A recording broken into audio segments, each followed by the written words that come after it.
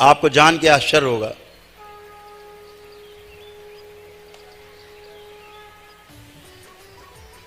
कि तमाम रोग और समस्याएं जो आपको रहती हैं वो आपकी होती नहीं है, लेकिन आपका शरीर भोगता रहता है।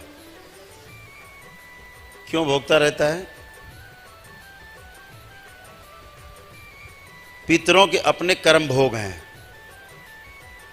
और अपने कर्म भोग को भोगने के लिए एक मनुष्य शरीर का होना, हाड़ मांस का शरीर होना बहुत आवश्यक है। तो पितर क्या करते हैं?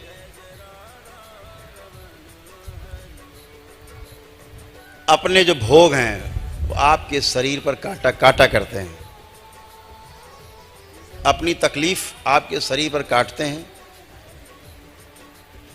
और उनकी तकलीफ धीरे धीरे आपकी तकलीफ बन जाती है और आपका शरीर भोगता रहता है। तो आपको जान के यह आश्चर्य होगा कि आपके अपने जो स्वयं के कर्म भोग हैं वो तो कटने का नंबर ही नहीं आता। पितृ ही अपने कष्ट भोगते रहते हैं, अपने कर्म भोगते रहते हैं और अपने कर्म भोग काटते रहते हैं।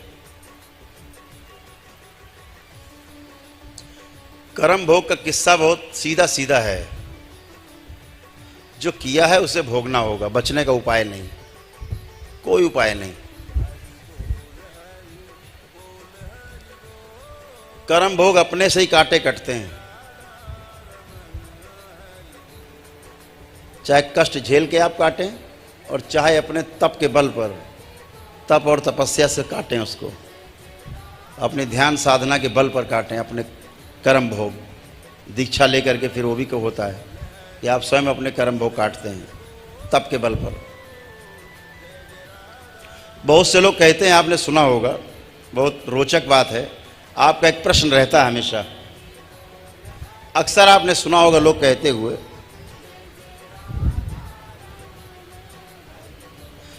कि हम तो बहुत पूजा पाठ करते हैं,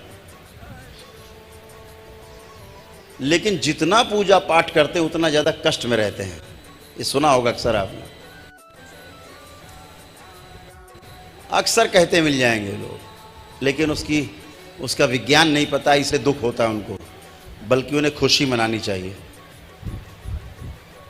जब कोई ज्योतिषी आपको बता देता है कि अभी आपका 2 साल ऐसा पीड़ा में रहेगा, गड़बड़ रहेगा आपको, तो वो 2 साल आप बड़े आराम से काट लेते हो, क्योंकि आपको एक आशा रहती है कि 2 वर्ष के बाद हमारा अच्छा समय ज़रूर आएगा। इस उम्मीद में जो 2 साल का समय है आपको उतनी पीड़ा नहीं देता। अगर आपको ये ना पता हो कि 2 साल बाद अच्छा समय आएगा, तो ये 2 साल का जो समय है ना पीड़ा का, ऐसा लगेगा 100 साल बीत के मर गए, बचेंगे नहीं है, तमाम तरह की बात आएंगी। तो जब जानबूझकर आपको पता रहता है कि ये हमें कष्ट आएंगे, तो भोगने में कष्ट नहीं होता। तो क्या होता है, क्या विज्ञान है? ज़्यादा पूजा पाठ करने वाले का कष्ट बढ़ने का जो विज्ञान है, बहुत बड़े पुजारी हैं, बोले बहुत पुजारी हैं बड़े, तो क्या हुआ, तो कष्ट बहुत आ गए। तो कर्म भोग काटने का उनको उपाय नहीं पता, तो कैसे आ गए? ईश्वर कृपा से आ गए वो कष्ट, कि इसी जन्म में आपके सारे कर्म भोग कट जाएं। इसलिए उठा उठा के जो आपके गंभीर समस्याएं हैं वो आपके सामने पूजा पाठ के जरिए आती रहती हैं, कि आप इनको इसी जन्म में भोग करके और अपने तपोबल से आगे जा करके और तमाम साधना करके, जप तप करके और 84 लाख योनियों के बंधन से मुक्त हो जाएं। नहीं तो अगर कर्म भोग बचे रह गए तो अगले जन्म में फिर भोगने आना पड़ेगा। इसलिए विज्ञान ये है कि बहुत पूजा पाठ करने वाला व्यक्ति अक्सर बहुत कष्ट में रहता है, क्योंकि इसके कर्म भोग आगे बहुत तेज़ी से आते कटने के लिए। कट जाएंगे तो आराम में आ जाओगे आप, या अगले जन्म में आपको कष्ट नहीं मिलेंगे, या अगला जन्म होगा ही नहीं अगर आपका अच्छा रहा, कुंडलिनी की शक्ति खुली। तो दरबार बहुत से प्रयास करता है कि आपकी तमाम समस्याएं जो हैं वो आपसे दूर जाएं, हट जाएं, ख़त्म हो जाएं। जैसे दरबार ने तमाम शक्तियां खोली, कुंडलिनी की शक्ति खोली। ये दरबार के जो बच्चे हैं ना, ये दरबार के बच्चे अनंत की यात्रा करते हैं, आपको पता नहीं होगा, बैठे हैं यहाँ मंच पे।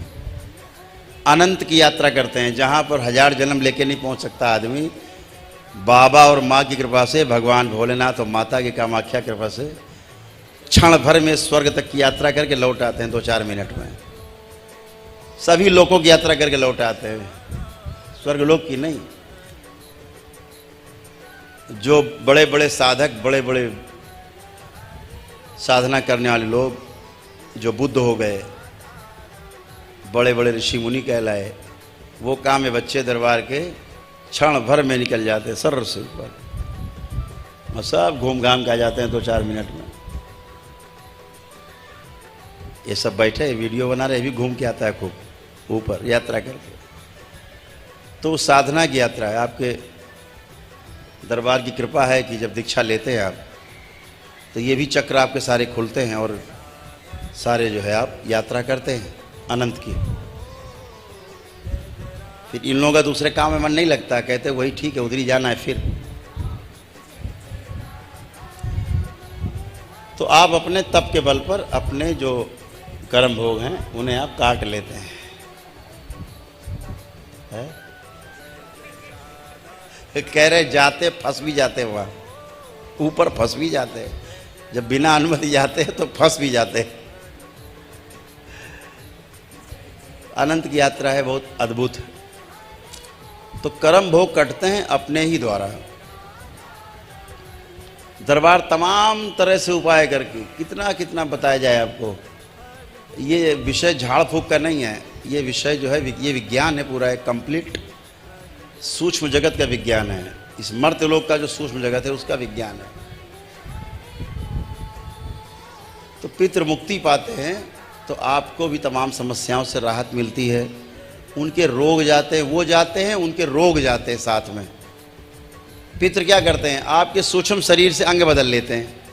मान लो लीवर उनका गड़बड़ है, उन्होंने क्या किया, उनको कष्ट है, उन्होंने क्या किया, अपना सड़ा गला लीवर आप में और आपका अच्छा वाला लीवर अपने में फिट कर लिया। ये सूक्ष्म शरीर में होती घटना, आपको इसका पता भी नहीं चलता, बस आपको कष्ट रहने लगता है। बहुत से जब पितृमुक्त हो जाते हैं, हम देखते हैं बहुत से लोगों के, जो लोग दरबार से जुड़े, हजारों लोगों के अंग बदले रहते हैं। तो दरबार फिर उनके अंग बदलता है, नए अंग लगाते हैं, पुराने हटाते हैं, सड़े गले हटाते हैं। आवश्यकता पड़ती तो आपका सूक्ष्म शरीर बदल दिया जाता है, ताकि आप पीड़ा से रहित हो जाए, पीड़ा से खत्म हो जाए पीड़ा आपकी। आप देखते हैं ना, सर्जरी होती खड़े खड़े, 1 मिनट में कि डॉक्टर कह रहा घुटने बदलवाओ तो 5 लाख लगेंगे, 7 लाख, लेकिन चल फिर भी नहीं पाएंगे, चीर फाड़ डालेंगे, असली घुटना निकाल के लोहा लंगड़ा लगा देंगे। दरबार क्या करता है, 1 मिनट के अंदर आपकी सर्जरी करके घुटने नए, तो क्या होता, तुरंत आप उठक बैठक करना, चलना फिरना, धनाधन सब फर्स्ट क्लास हो गया, अच्छे हो जाते हो। आते हैं कि रीढ़ की हड्डी की सर्जरी होनी है, डॉक्टर कह रहा है, रिपोर्ट लिए है, सर्जरी होगी। दरबार क्या करता है, 10-20 सेकंड में स्पाइन की सर्जरी और आप उठक बैठक, फर्स्ट क्लास, काम खत्म, कोई कष्ट नहीं। ऐसा कैसे होता है, क्योंकि आपके जो गड़बड़ अंग हैं वो बदल दिए जाते हैं सूक्ष्म रूप से, उसका प्रभाव तुरंत आपके स्थूल में आता है। तो बताने लगेंगे तो विज्ञान है, किताब लिख जाएगी, पोथी लिख रहे हैं, पोथी तो पोथी पढ़िएगा बाद में, तो आपको तमाम विज्ञान का इसका पता रहेगा। आपको समस्याओं से छुटकारा मिलता, अलग इशू, लेकिन ये भी जानना आवश्यक है कि हमें समस्या क्या थी और हम समस्या से छुटकारा कैसे पाए। ये विज्ञान जानना आज का जो युवा वर्ग है बहुत जानना चाहता है कि ऐसा कैसे होता है।